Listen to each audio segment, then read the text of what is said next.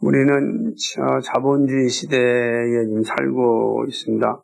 그것도 자본주의의 최절정에 이르는 시대에 살고 있습니다. 자본주의 그러면 여러분은 무엇이 생각나십니까? 저는 여러 가지가 생각나지만 참 철저하게 이기적인 사회다라고 생각이 듭니다. 모든 것을 다 성과, 결과로 평가를 합니다. 그래서 요즘 대학도 평가를 받을 때 졸업생 가운데 취업을 얼마나 했느냐가 대학에 평가하는 데 아주 중요한 기준이 되기도 합니다. 그러니까 전부 다 이제 이런 자본의 관점에서 대학도 흘러가고 있습니다. 그러니까 대학의 기능이 학원화가 되어 있다. 그런 걸 볼 수 있는 것입니다. 모든 것이 자본, 즉 만몬이 주인이 되어서 살아가는 시대입니다. 근데 이런 시대에 소명을 가지고 산다는 건 정말 힘들고 어려운 일입니다. 이기적이고 성과로 판병 나는 시대에 소명을 가지고 산다라고 할 때 이것이 결코 쉬운 일은 아닙니다. 하지만 이 시대에 유일하게 이 자본주의 시대와 맞짱 뜰 수 있는 사람들은 그리스도인 외에는 없습니다. 그리스도인만이 이 자본주의의 거대한 흐름에 맞짱을 뜰 수 있고 또 거대하게 흐르는 그 흐름을 온몸으로 막을 수 있는 능력이 그리스도인에게 있습니다. 유일한 존재다라고 생각합니다. 그렇기 때문에 살다 보면 힘들 수 있고 조롱도 받을 수 있습니다. 사람들이 이렇게 얘기하죠. 소명 가지고 산다고 돈이 나오냐 밥이 나오냐. 얼마나 이게 참 무례하지만 또 우리에게 모욕감을 주는 말입니까? 근데 이런 말 쉽게 하는 시대가 우리가 살고 있는 자본주의 시대입니다. 이제 여러분, 소명이 밥 먹여줍니까? 참 어렵죠. 근데 그리스도인들은 이 땅에 우연히 태어난 존재가 아닙니다. 여러분 항상 기억해야 될 것은 나는 우연히 태어난 존재가 아니라 하나님이 보내신 존재예요. 부르시고 보내신 존재다. 그렇다고 한다면 하나님이 우리를 보낼 때 우연히 아무 가치 없이 보내지 않았다. 우리가 어떤 가정에 태어났든 어떤 환경에 태어났든 어떤 나라에 태어났든 그건 중요하지 않습니다. 가장 중요한 것은 하나님의 부르심을 받은 자다 라는 뜻입니다. 소명자다라고 하는 거죠. 소명자로 우리는 이 땅에 태어난다라고 하는 거죠. 자본주의 사회, 진리를 상실한 시대의 모습은 소명을 가지고 살아가는 자들을 무시하고 조롱할 수 있습니다. 그런 측면에서 이러한 소명을 가진 한 사람이 과연 중요할까? 그죠? 소명이 밥이 나오냐 돈이 나오냐라고 조롱하는 시대에 소명을 가진 한 사람이 중요할까요? 하나님은 어떤 사람을 통하여 일하실까? 우리가 한번 잘 생각해 보아야 될 질문이라고 생각합니다. 그리고 이 질문에 대하여 느헤미야는 아주 좋은 답을 우리에게 주고 있습니다. 오늘은 이제 21주년이 되는 날입니다. 12월 14일 정확하게 감사하게도 장로님이 오리지널 생일이네요. 그러길래 맞습니다. 오리지널 생일입니다. 그래서 오늘 21주년을 맞이하면서 우리는 어떤 삶을 살고 있는가? 하나님께서 우리를 위하여 기대하시는 것이 무엇인가 생각하면서 그간에 묵상하였던 느헤미야 말씀 가운데 1장 말씀이 이 시점에 반드시 나누어야 될 말씀이다 생각이 들었습니다. 느헤미야의 이름은 하나님께서 위로하신다라는 뜻을 가졌습니다. 그러니까 성경에 나오는 이름들은 그냥 다 의미가 있거든요. 그러니까 하나님께 위로하신다라고 하는 건 이스라엘 백성에게 있어서 느헤미야가 어떤 사람이다? 위로자다라고 하는 거죠. 실제로 그렇습니다. 느헤미야가 살던 시대에 이스라엘은 정말 위로가 필요한 상황이었습니다. 그들이 살던 터전이 전부 다 불타 없었고 황무지가 되었습니다. 성벽은 다 무너졌고 성에들은 문도 무너졌고 자신들이 살 집도 다 파괴되었던 그런 상황에 있었습니다. 그런 상황 속에서 느헤미야는 하나님의 위로가 되었던 것입니다. 하나님께서 이 느헤미야라는 이름을 통하여 이스라엘 백성들에게 주시고자 하시는 선물이 분명히 있었습니다. 느헤미야는 우리가 읽어보았다시피 페르시아 왕 아닥사스다 왕의 술관원이었습니다. 술관원이라고 볼 때 그것은 우리 시대에 보면은 대통령 비서실에 있는 그런 사람들입니다. 그러니까 대단히 높은 관직을 가지고 있죠. 그리고 왕과 가까이 있으니 권력을 가진 사람이 분명합니다. 아닥사스다 왕은 페르시아의 6번째 왕입니다. 고레스부터 시작을 해서 아주 이제 긴 역사를 가지고 있고, 그런 시간 가운데 술관원으로 살았다라고 하는 건 중요하죠. 감사한 게도 페르시아 왕 때 고위직에 있었던 사람은 다니엘, 또 에스더, 또 하만, 이런 사람들이 이게 포로로 잡혀가였던 나라에서도 높은 관직에 있었습니다. 여러분이 알다시피 이스라엘은 북이스라엘은 아수르에 멸망하였고 남유다는 바벨론에 멸망하였습니다. 그리고 남유다 사람들은 바벨론으로 70년 동안 포로로 잡혀가서 살게 되었습니다. 그때 바벨론이 이스라엘 백성들을 포로로 잡아갈 때 예루살렘에 있는 성전의 모든 기물들을 다 가져갔습니다. 그리고 예루살렘 성이 자체로 기능을 할 수 없도록 다 파괴해버렸습니다. 그리고 성벽을 다 무너뜨려버렸습니다. 그래서 도시로서의 기능을 다 하지 못하게 만든 상황으로 포로로 잡혀갔습니다. 이스라엘에 남아있는 사람들은 그거를 회복할 수 있는 능력을 가진 사람들이 아니었습니다. 힘들고 가난하고 또 지혜가 없는 사람들이 남아있었을 뿐입니다. 그러니까 70년 동안 예루살렘 성은 폐허가 되어 있었다라고 할 수 있습니다. 근데 하나님께서 고레스 왕을 통하여서 회복시켜줬고 그들이 다시금 고국 땅 예루살렘으로 돌아가게 되었습니다. 돌아가서 볼 때 그 상황이 얼마나 처참했는지 모릅니다. 다 불타버려졌기 때문입니다. 견고하였던 성읍이 다 무너졌습니다. 그들이 가장 자랑하였던 솔로몬 성전 자체가 다 파괴되었습니다. 얼마나 처참했겠습니까? 집으로 돌아왔는데 돌아온 상황을 보니까 처참한 겁니다. 끔찍한 상황에 처해 있었던 것입니다. 그들은 열심히 재건을 하려고 노력하였지만 힘이 없었습니다. 거기다가 아직까지도 예루살렘 주변에 있는 많은 페르시아의 이 속국들이 예루살렘이 성벽을 쌓고 다시금 무장을 하고 아주 그냥 옛적과 같은 견고한 나라가 되는 것을 원하지 않았습니다. 그래서 끊임없이 방해를 하였습니다. 그러니 쉬운 일이겠습니까? 쉽지가 않은 겁니다. 그러니까 이런 상황 속에서 느헤미야의 친척 중에 한 사람이 하나니가 왔습니다. 와가지고서 이 느헤미야에게 예루살렘의 상황들을 설명하는 것입니다.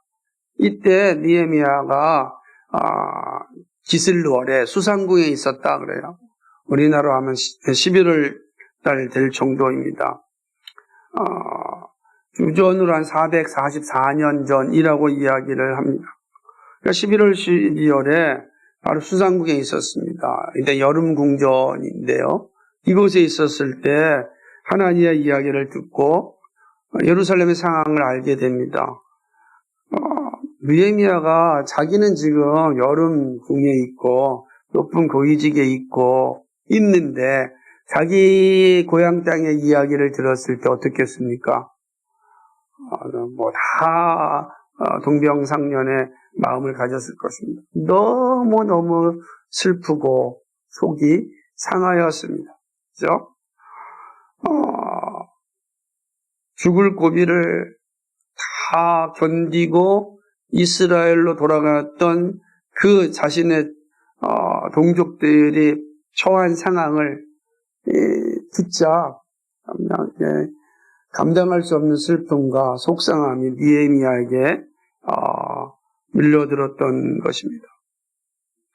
성벽과 성적을 재건하는 것이 쉽지 않았고 오히려 주변 사람들에게 조롱을 받고 있었고 보이는 현실은 끔찍하였고 사면초가와 같은 상황에 이르게 되었던 것입니다. 느헤미야는 이 사실을 듣고 하나님 앞에 슬퍼하며 금식 기도를 합니다. 그러니까 느헤미야가 금식 기도했다는 것은 그 상황이 얼마나 절박하였는지를 보여주는 겁니다. 그러니까 들려오는 소리만 들어도 절박하고 끔찍한 겁니다. 그래서 느헤미야가 수상궁에서 홀로 금식 기도합니다. 아무도 알아주지 않죠? 술관원이기 때문에 늘 왕에게 음식을 대접하고 이 일들을 해야 되는 사람입니다. 그런데 그는 홀로 그 궁에서 금식하며 기도하였습니다. 느헤미야는 하늘의 하나님께 기도를 합니다. 간절하게 기도하는데 느헤미야의 기도 속에 있는 것은 철저하게 하나님의 말씀에 근거하여서 기도를 하는 걸 볼 수가 있습니다. 70년 포로 시간 동안 이스라엘 백성들이 그래도 이 포로지에서 신앙생활을 잘 지켜왔다. 하나님을 기억해 주십시오. 70년 동안 포로 생활이 있었지만 전부 다 우상숭배에 자리는 것이 아니라 그 가운데 정말 믿음으로 지키고 견뎌왔습니다. 그들이 지금 고국으로 귀환하였습니다. 여러분 생각해 보세요. 아무것도 없는 땅, 그죠? 황무지 같은 땅, 가봤자 어떤 소망도 없고 대책도 없는 그 땅으로 돌아갈 수 있는 건 오직 믿음밖에 없습니다. 믿음이 있어야 그 험악한 불구덩 속으로 들어가는 거예요. 아니면 그냥 70년 동안 이미 삶의 터전이 완벽하게 되어 있는 바벨론에 살면 되죠. 그런데 믿음을 지켰기 때문에 약속대로 다시금 예루살렘으로 갔습니다. 느헤미야가 얘기합니다. 그들이 믿음을 지켰습니다. 우리가 믿음을 지켰습니다. 이 믿음을 기억해 주십시오. 라고 기도를 하는 것입니다. 5절은요, 느헤미야의 신앙 고백이 잘 나타납니다. 첫째는 하늘의 하나님을 부르짖고 기도합니다. 둘째, 하나님을 크고 두려운 분으로 고백합니다. 하나님을 경외하는 자세입니다. 세 번째는 하나님은 주를 사랑하고 계명을 지키는 자에게 언약을 지키시고 긍휼을 베푸시는 분임을 고백합니다. 그러니까 지금 금식하며 기도할 때 자기가 누구한테 기도하고 있는지를 명확하게 알고 있습니다. 하나님이 어떤 분이십니까? 그죠? 하늘의 하나님 아닙니까? 이 천지를 다스리신 하나님 아닙니까? 하나님을 우리는 늘 경외하며 살았습니다. 그 하나님은 우리에게 말씀하신 대로 약속을 지키시고 언약을 성취하시는 분임을 알고 있습니다. 하나님을 바로 알고 있었던 느헤미야는 이제 그 하나님 앞에 자신들이 행하였던 죄를 정직하게 회개를 합니다. 이스라엘 백성들이 이런 상황에 처하여 있었던 것은 하나님 앞에 범죄하였기 때문입니다.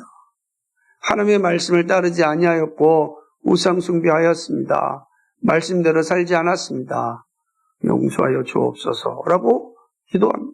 그로 인하여서 말씀대로 우리는 바벨론 땅으로 흩어졌습니다. 우리가 흩어진 건 우리의 잘못입니다. 우리가 범죄하였기 때문에 우상 숭배하였기 때문에 하나님의 뜻대로 살지 않았기 때문에 하나님이 하신 말씀대로 우리가 흩어졌습니다. 회개합니다. 라고 기도합니다. 7절 8절 말씀은 레위기 26장 33절과 신명기 28장 64절 말씀을 기억하게 합니다. 내가 너희를 여러 민족 중에 흩을 것이요 내가 칼을 빼어 너희를 따르게 하리니 너희 땅이 황무하며 너희 성읍이 황폐하리라. 민수기 28장 14절에 보면 여호와께서 너를 이 땅 이 끝에서 저 끝까지 만민 중에 떼시리니 네가 그곳에서 너와 내 조상들이 알지 못하던 목석 우상을 섬길 것이라. 신명기 30장 1절 4절을 이렇게 얘기합니다. 9절 말씀은 이 내용을 따릅니다.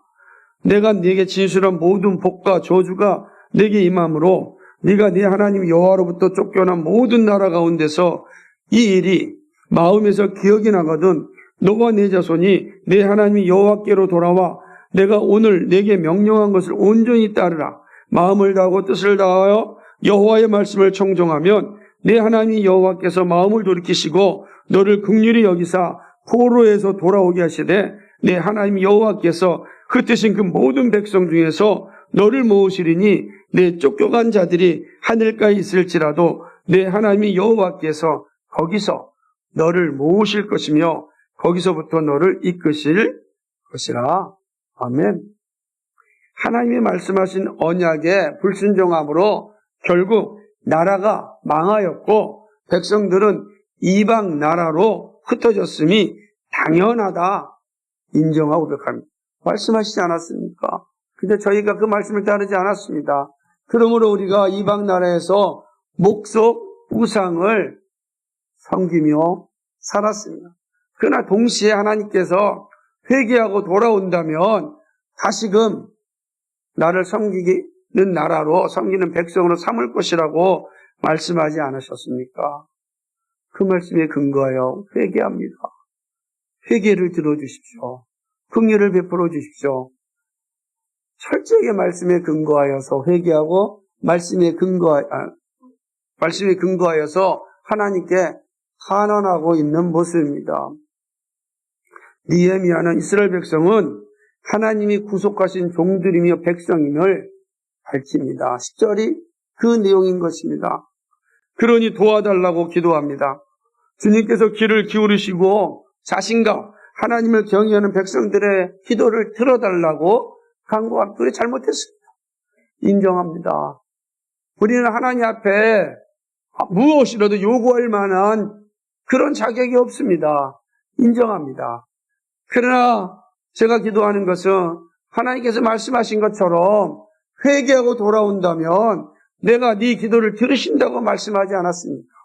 다시 그 말씀에 의존하여 기도합니다. 회개합니다. 우리는 당신의 종이요 당신의 백성이니 우리를 도와주십시오. 우리를 긍휼히 여겨주십시오. 우리를 다시 한번 기회를 주십시오. 라고 기도하는 것입니다.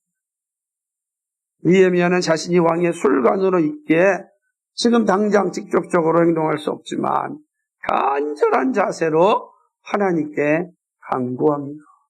이것이 1장 1절 11절의 내용인 것입니다. 느헤미야의 기도는 위기에 처한 조국과 백성들을 구하는 시작이 되었습니다. 비록 몸은 멀리 떨어져 있지만 마음은 늘 조국에 있음을 보여줍니다. 느헤미야의 이러한 모습은 진리가 상실된 시대에 교회를 세우는 우리들에게 매우 중요한 교훈을 줍니다. 느헤미야의 이 모습에서 우리가 배울 수 있는 것은 무엇입니까? 하나님께서는 느헤미야 이 모습을 통하여서 우리에게 어떤 교훈을 주십니까? 위로자인 느헤미야, 이 느헤미야의 모습을 통해서 우리에게 주시는 하나님의 교훈을 잘 생각해 보고자 합니다. 첫 번째는 한 사람의 관심입니다. 느헤미야는 멀리 떨어져 있지만 항상 하나님의 성전을 기억하였습니다. 시온산을 잊지 않았습니다. 2절을 보면 이 느헤미야가 예루살렘의 형편을 묻습니다. 관심이 없으면 묻질 않아요. 관심이 있는 사람만 묻습니다. 그러지 않겠습니까? 지금 느헤미야 잘 살고 있잖아요. 묻지 않아도 돼요. 여러분, 제가 살다 보니까 형제 가운데도요, 조금 잘 살잖아요. 조금 잘 사는 게 아니라 많이 잘 살면 다른 형제 돌아보지 않습니다. 괜히 그 형제들 도울 일 생길까봐 어떻게 사는지 알고도 싶지 않습니다. 묻지도 않습니다. 그렇더라고요. 차라리 그냥 고만고만 살면 서로를 돌아봅니다. 그런데 완전히 차이가 나면 돌아볼 생각이 없어요. 관심이 없어요. 왜? 관심 가지고 도와줘야 된다는 부담감 생기잖아요. 얼마나 인간이 사악한지 모릅니다. 느헤미야는 페르시아 제국의 비서실에 있었습니다. 엄청난 관직입니다. 그리고 페르시아와 예루살렘은 멀고도 멉니다. 관심 안 가져도 아무 문제 없어요. 근데 이 느헤미야는 예루살렘에 관심을 가졌습니다. 저는 이걸 볼 때 마치 우리나라가 일본에 나라를 빼앗겼을 때 저 외국에서 우리나라를 기억하며 독립운동하였던 그 해외 독립운동가들이 생각이 나더라고요. 그들 가운데 때때로는 그 지역에서 대단한 지위에 있었고 위치에 있었습니다. 그런데 보면은 저 멀리에서도 이 땅의 독립을 위해서 정말로 기도하고 또 자금을 모으고 했던 모습들이 있었습니다. 그들의 어떤 열망, 기도, 이 마음이 오늘 독립된 대한민국을 만든 건 아니었는가 생각을 합니다. 독립군들의 이직은 절대 안 됩니다. 느헤미야가 이런 심정이었습니다. 폐허된 나라, 조국이 온전히 회복되기를 원하였습니다. 수일 동안 슬퍼하고 금식을 하였습니다. 그러니까 슬퍼하고 금식하였다는 것은 느헤미야의 진심을 볼 수 있는 장면입니다. 사실은 느헤미야가 이렇게 금식하며 슬퍼할 이유도 없는 위치죠. 누가 알아줍니까? 여러분 생각해보세요. 페르시아 궁전에 느헤미야가 기도한다고 거기 있는 사람이 알아주겠어요? 뭐 하는 짓이냐? 라고 묻지 않겠습니까? 진수성찬이들 나오는데 수일 동안 금식합니다. 사람이 금식하면요 얼굴에 그대로 나타납니다. 그런데 수일 동안 금식합니다. 나중에 아닥사스다 왕이 느헤미야 얼굴을 보고서 수심이 가득한 얼굴을 봅니다. 수심이 가득한 얼굴이었다는 것은 금식하며 기도했기 때문에 몸 자체가 완전히 말랐다는 뜻입니다. 진심으로 아무도 보는 이 없을 때 이 느헤미야는 자기 조국을 생각하고 관심을 가졌던 것입니다. 이 느헤미야의 관심이 바로 변화의 시작입니다. 예루살렘이 바벨론 70년 통치를 끝나고 페르시아의 지배를 받고 있던 상황에 느헤미야는 항상 그 나라 조국을 생각하였습니다. 한 사람의 관심이 중요합니다. 관심이 변화를 가져오게 합니다. 관심이 있어야 삶은 변화됩니다. 느헤미야의 이러한 관심을 결국 변화를 가져오게 하였습니다. 예수님은요, 한 사람에게 주목하였습니다. 그래서 공생애를 시작할 때 한 사람을 불렀습니다. 그들이 제자요, 사도였습니다. 그 한 사람이 결국은 예루살렘을 변화시켰고 세계를 변화시키는 일을 하였습니다. 한 사람의 제사를 부르시고 제자의 삶명을 살게 하였습니다. 이처럼 예수님은 한 사람을 오늘도 부르십니다. 그리스도인은 예수님의 부르심을 받은 한 사람입니다. 그리스도인의 자세는 이 땅에 살지만 하나님 나라를 늘 생각하며 살아가는 사람입니다. 여러분, 이 땅과 하나님의 나라는 물리적으로도 멀죠. 그죠? 보이지도 않고. 하나님 나라에 대한 소망이 멈추지 않습니다. 비록 험한 삶을 살아가지만 늘 하나님 나라를 바라봅니다. 관심이 땅에만 머물지 않습니다. 땅에 살지만 하나님의 나라를 바라봅니다. 하늘 시민권자로 이 땅을 살아갑니다. 그 그리스도입니다. 우리는 이 땅에 살지만 하늘을 바라보면서 살아가는 사람입니다. 하나님 나라를 바라보며 산다는 것은 하나님 나라의 현재적 모습인 교회를 생각한다는 의미입니다. 한 사람의 관심이 교회를 세우고 자라게 합니다. 그래서 하나님의 나라를 확장합니다. 나 한 사람이 무슨 능력을 발휘할까 의심할 수 있습니다. 그렇지 않겠어요? 나 한 사람이 무슨 알아주지도 않은 나 한 사람? 근데 놀랍게도 하나님 그 한 사람을 기억하십니다. 관심을 가진 그 한 사람을 사용하여 세상을 변화시키십니다. 그게 하나님의 일하심입니다. 한 사람이 변화되면 세상이 충격을 받습니다. 사도 바울이 예수님을 만나 변화되자 아시아와 유럽이 기독교 국가가 되었습니다. 한 사람의 변화가 이런 역사를 만들었습니다. 그 사울이 무슨 역할을 할까? 그 바울이 위대한 역사를 하였습니다. 우리가 잘 알고 있다시피 아르메니아는 가야네 공동체, 가야네 한 사람이 순교하자 정말 기독교 국가가 되는 역사를 만들었습니다. 조지아의 니너라고는 한 사람이 순교하자, 변화되자 그 나라가 기독교 국가가 되었습니다. 한 사람의 변화가 교회의 역사입니다. 교회의 역사예요. 하나님 나라와 교회에 대하여 관심 있는 한 사람을 하나님이 기다리십니다. 그런 한 사람이 되기를 간절히 소망합니다. 두 번째는 한 사람의 기도입니다. 한 사람의 관심이 중요합니다. 그런데 그 한 사람이 단지 관심에 머무는 것이 아니라 기도의 자리로 나갑니다. 이것은 역사를 바꾸는 일을 합니다. 느헤미야는 예루살렘에 대한 소식을 듣자 그는 금식하며 기도하였습니다. 그리고 긍휼을 베풀어 달라고 기도하였습니다. 그리고 주야로 기도하였습니다. 회개의 기도를 하였습니다.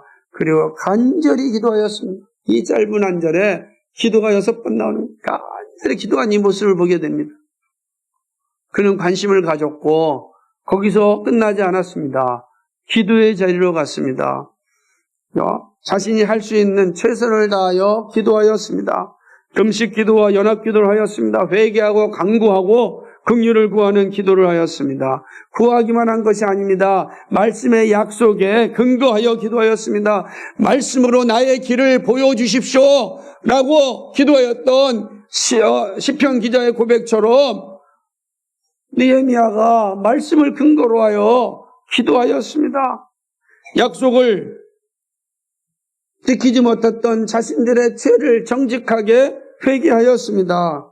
그리고 약속을 지키시는 하나님을 붙잡았습니다. 여기에 놀라운 역사가 일어났습니다. 예수님은 기도의 본체입니다. 예수님은 늘 기도하였습니다. 그러기에 십자가를 질 수 있었습니다. 기도 없이 십자가를 질 수가 없습니다. 예수님은 겟세마네 동산에서 기도하였습니다. 골고다 언덕에서 기도하였습니다. 십자가 상에서 기도하였습니다. 그 한 사람의 기도가 십자가를 감당할 수 있었습니다. 한 사람의 기도가 이렇게 중요한 것입니다. 예수님께서 말씀하시기를 믿음의 기도가 산을 옮길 만한 능력을 발휘한다라고 말씀하셨습니다. 기도 없이 능력 있는 삶을 살 수 없습니다. 성경은 항상 기뻐하라, 쉬지 말고 기도하라 라고 이야기합니다. 기도가 능력이기 때문입니다. 여러분의 생각이 아무리 대단하다 할지라도 기도하지 않으면 아무 가치가 없습니다. 왜냐하면 여러분의 생각은 나 죄성을 가지고 있기 때문에 생각하면 죄 짓습니다. 그러나 기도하면 그 생각에 능력이 나타납니다. 열매가 되는 겁니다. 하나님의 뜻을 나타나게 되어 있습니다. 관심을 갖나 생각한다는 거예요. 그러나 기도의 자리를 오지 않으면 아무 의미 없습니다. 다 사라집니다. 우리의 욕망은 다 나에게 있지 하나님께 있지 않아요. 기도할 때 그 욕망이 아름다운 열매를 맺게 하는 것입니다. 한 사람의 간절한 기도는 하나님의 보좌를 움직입니다. 교회의 역사는 한 사람의 기도로 이어졌습니다. 사도 한 사람의 기도가 열방의 교회를 세우게 하였습니다. 기도하는 한 사람 한 사람들이 바로 교회의 역사였습니다. 한 사람의 기도가 오늘 우리의 교회를 세우게 하였습니다. 21년 전에 한 사람의 기도가 이런 역사를 만들어 낸 것입니다. 한 사람의 기도가 가정을 변화시키고 교회를 변화시킵니다. 그런 의미에서 오늘도 하나님은 한 사람의 기도를 들으십니다. 예수님은 골방에서 하나님께 기도하는 한 사람의 기도를 들으신다라고 말씀하셨습니다. 어디에 있든지 한 사람의 기도가 변화를 일으킵니다. 우리에게는 공간이 중요하지 않습니다. 우리에게 중요한 것은 영적인 시공간을 초월하여 하나님께 기도하는 것이 필요합니다. 기도하십시오. 기도하셔야 됩니다. 앞이 보이지 않으면 금식을 선포하고 기도하십시오. 가슴이 무너질 것 같으면 금식을 선포하고 기도하십시오. 기도하시기 바랍니다. 한 사람의 기도를 하나님이 들으십니다. 역사를 만들어내는 겁니다. 생각만 하지 마세요. 기도하십시오. 생각하고 기도하십시오. 그것이 하나님 기뻐하는 일입니다. 우리 교회 역시 한 사람의 기도로 세워지고 있습니다. 한 사람의 기도가 멈추면 교회도 멈춥니다. 한 사람이 작은 것 같지만 하나님께서 위대하게 사용하십니다.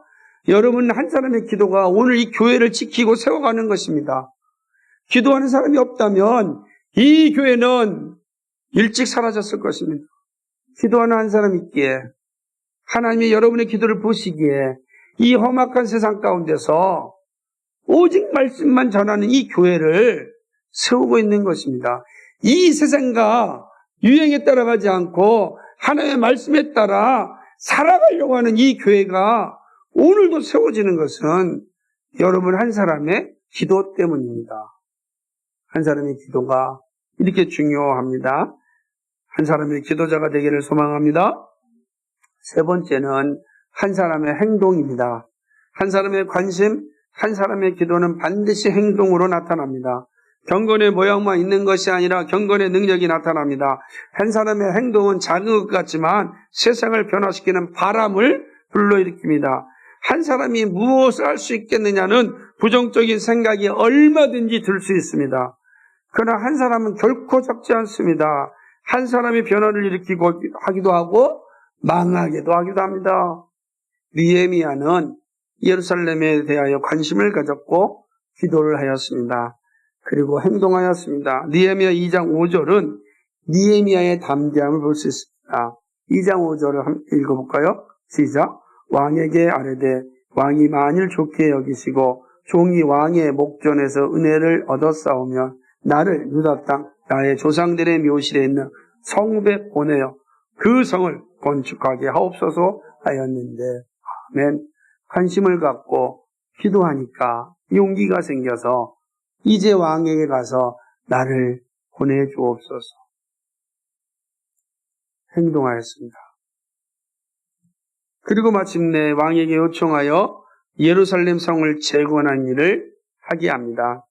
느헤미야서 12장 27절입니다. 놀라운 장면입니다. 느헤미야서 12장 27절 같이 읽어볼까요? 예루살렘 성벽을 봉헌하게 되니 각처에서 네 사람들을 찾아 예루살렘으로 데려다가 감사하며 노래하며 재금을 치며 기뻐와 수금을 타며 즐거이 봉헌식을 행하려 하며 아멘. 예루살렘 성벽을 봉헌하게 됩니다. 그죠? 봉헌하게 됩니다. 우리 교회는 아직 헌당식을 못했잖아요. 그죠? 그러니까 이렇게 이자가 있으면 아직 빚이 있으면 헌당할 수가 없는 겁니다. 그날이 언제 올지 모르지만 그러나 놀라운 것은 예루살렘 성벽에 봉헌식이 일어났습니다.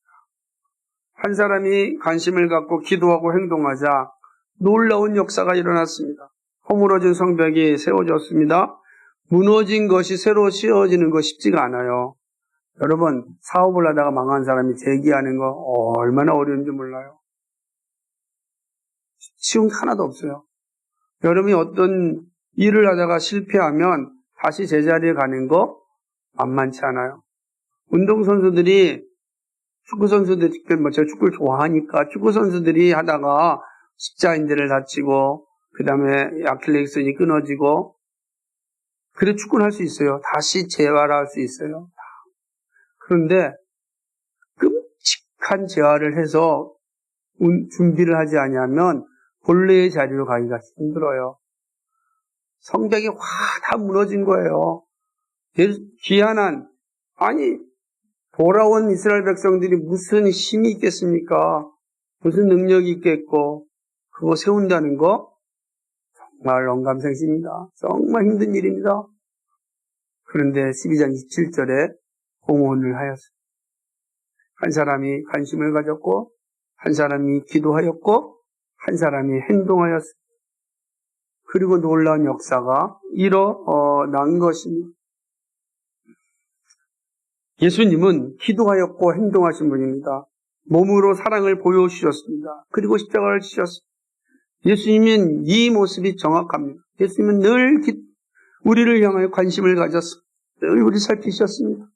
그리고 예수님은 아침마다 기도하였습니다. 십자가의 상에서 기도하였습니다. 그리고 십자가를 칠 때 십자가를 치셨습니다.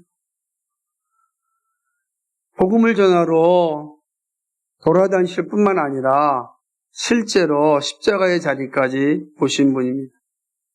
예수님은 누구든지 내게로 오라고 하셨습니다. 그리고 이들을 다 치유하여 주셨습니다. 그런 의미에서 성경은 한 사람의 기록입니다. 예수님 한 분의 기록이자 한 사람 사도들의 기록입니다. 교회의 역사는 이렇게 한 사람의 기록이 모여서 거대한 파도를 일으켰습니다. 교회도 한 사람이 세웁니다. 한 사람이 관심을 갖고 한 사람이 기도하고 한 사람이 행동하면 그 교회는 무너지지 않습니다. 반드시 세워집니다. 한 사람의 자리가 얼마나 위대한지 모릅니다. 여러분 한 사람이 아무것도 아니라고 생각하지 마십시오. 여러분 한 사람이 위대한 능력자입니다. 위대한 능력을 일으키는 것입니다. 내가 하는 것이 아니라 성령이 그 한 사람을 사용하여서 일하십니다. 그러므로 생각만 하지 마십시오. 기도하셔야 됩니다. 생각하고 기도해야 됩니다. 생각이 꼭 필요합니다. 거기 머물면 안 됩니다. 기도의 자리가. 기도하는 사람은 반드시 하나님께서 그를 행동하는 자리로 이끄십니다. 주님은 행동하는 한 사람과 함께 하십니다. 그런 의미에서 여러분 행동하는 신앙이 되시기를 소망합니다. 말씀을 냈습니다. 우리는 교회 설립 21주년을 맞이하였습니다. 21년이라는 시간은 한 사람의 관심과 한 사람의 기도와 한 사람의 행동으로 이루어진 역사입니다. 그렇습니다. 그 한 사람으로 이루어진 역사. 여러분 한 사람이 놀라운 여정을 만들었습니다. 그리고 그 한 사람이 자기 사명을 다 마쳤을 때 하나님의 품에 안기었습니다. 여러분 한 사람이 이 놀라운 여정을 만들었습니다. 이제 주님 오실 그날까지 이 여정은 계속됩니다. 주님을 맞이하는 교회로 남으려면 한 사람의 관심과 한 사람의 기도와 한 사람의 행동이 있어야 합니다. 그래야만 주님 맞이하는 교회로 설 수 있습니다. 이 세상 유행 따르지 않고 오직 복음에 합당하게 말씀이 우리 가르치는 대로 세워져서 주님이 기뻐하시는 교회로 남으려면 한 사람의 관심, 한 사람의 기도, 한 사람의 행동이 정말로 필요하고 중요합니다. 그러나 한 사람이 무관심하고 한 사람이 기도하지 않고 한 사람이 행동하지 않는다면 교회는 밑바닥부터 금이 가고 무너질 것입니다. 시간 문제입니다. 무너지는 건 시간 문제입니다. 주일학교 한 사람이 정말 소중합니다. 여러분 우리 주일학교 한 사람을 위해서 기도 많이 해주셔야 됩니다. 얼마나 소중한지 모릅니다. 중고등부 한 사람이 소중합니다. 그 한 사람이 이 세상을 변화시키는 사람입니다. 청년부 한 사람이 중요합니다. 여러분 장년부 한 사람이 중요합니다. 한 사람. 그 한 사람을 가볍게 여기지 마셔야 됩니다. 그래서 우리는 그 한 사람을 놓고 기도하고 그 한 사람이 되도록 여러분 하나님께 기도하셔야 됩니다. 하나님, 내가 하나님 앞에 한 사람 되기를 소망합니다. 한 사람 되기를. 작은 부분에서라도 관심을 갖고 기도하고 행동하시기 바랍니다. 교회를 돌아보고 지역을 생각하고 나라를 살펴보아야 합니다. 이것이 믿음을 주신 하나님의 뜻입니다. 우리를 구원하시고 세상으로 보내신 주님의 마음입니다. 소명을 가진 한 사람의 관심, 소명을 가진 한 사람의 기도, 소명을 가진 한 사람의 행동이 하나님의 나라를 완성합니다. 그런 여러분 되기를 주님의 이름으로 간절히 축복합니다. 거룩하시고 자비하신 하나님 아버지, 21주년을 맞이하여 다시 한번 교회를 돌아봅니다. 한 사람의 관심과 한 사람의 기도와 한 사람의 행동이 있었기에 21년 동안 교회가 무너지지 않고 달려왔습니다. 주님 맞이하는 교회로 세워지기에는 한 사람의 관심과 한 사람의 기도와 한 사람의 행동이 꼭 필요합니다. 하나님 아버지, 우리가 이 하나님 앞에 거룩한 소명자로서 한 사람의 삶을 잘 감당할 수 있도록 인도하여 주옵소서. 감사하오며 예수 그리스도인 받들어 기도하옵나이다. 아멘.